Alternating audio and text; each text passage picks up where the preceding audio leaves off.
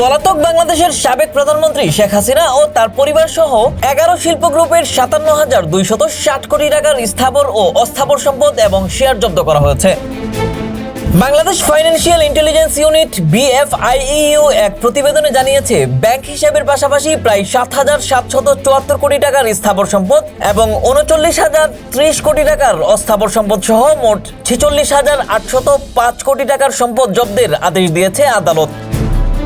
BFIEUর তথ্যানুযায়ী এখন পর্যন্ত 1,573টি ব্যাংক হিসাবে 1,680 কোটি টাকা ও 3 মিলিয়ন মার্কিন ডলার আর 188 BO হিসাবে 15,500 কোটি টাকার অর্থ ও শেয়ার স্থগিত রয়েছে।